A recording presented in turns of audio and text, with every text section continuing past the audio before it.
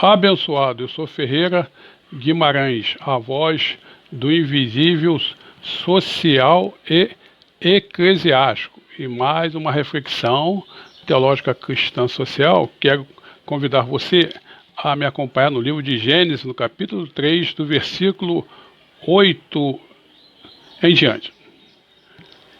Quando ouviram a voz do Senhor Deus, que andava no jardim pela viração do dia, esconderam-se da presença do Senhor Deus, o homem e sua mulher, por entre as árvores do jardim.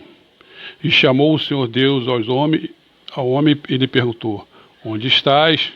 Ele respondeu: ouvi tua voz no jardim, e porque estava nu, tive medo e me escondi. Perguntou-lhe Deus: quem te fez saber que estavas nu? Comeste da árvore que te ordenei, que não comeste? Então disse o homem: a mulher que tu me deste por esposa, ela me deu da árvore e eu comi. Disse o Senhor Deus à mulher: que é isto que fizeste? Respondeu a mulher: a serpente me enganou e eu comi. Amém?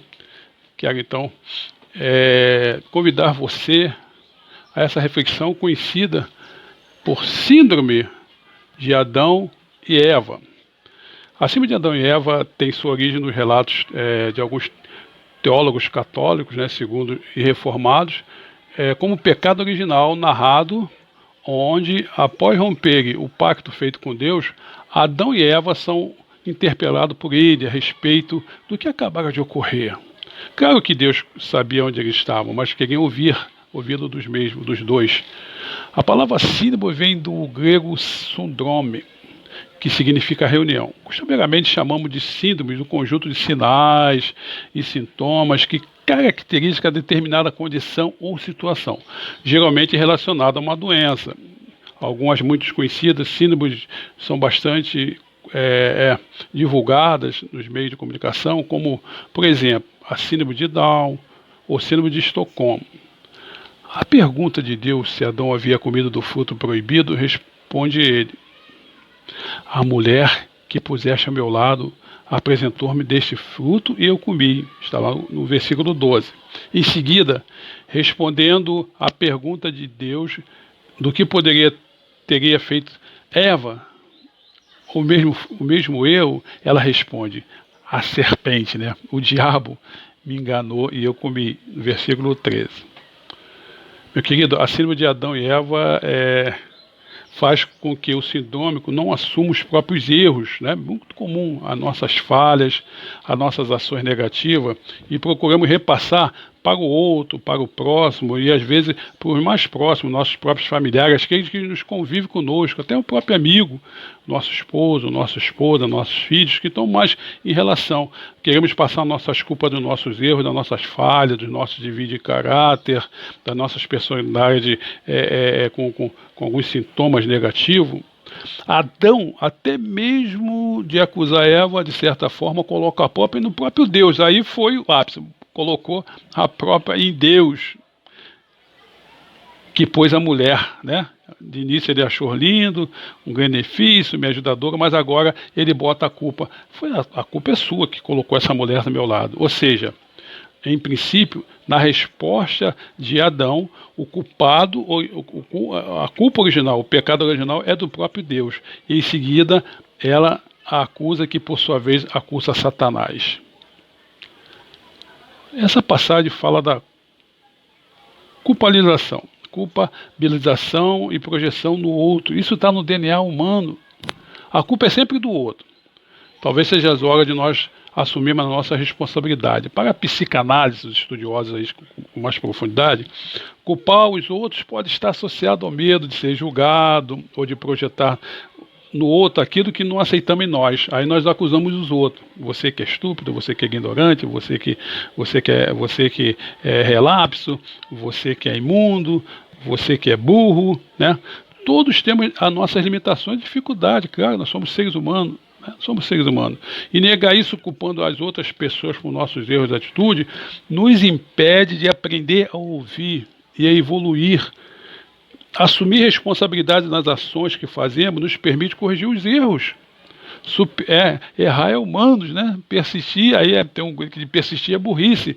Superar limitações e nos colocar como protagonista de nós mesmos. Culpar o outro por algo errado que você fez e eu fiz, ou que não deu certo, pode parecer confortável, mas essa atitude pode ser um desastre. Esse padrão é aprendido durante a infância, você sabia?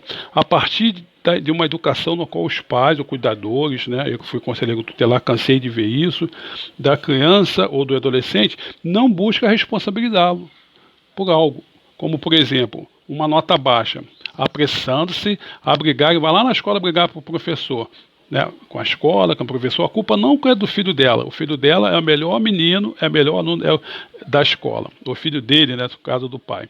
Esse sentimento paralisa qualquer possibilidade de mudança, uma vez que é o outro que tem culpa pelo meu sentimento. Então, para que mudar?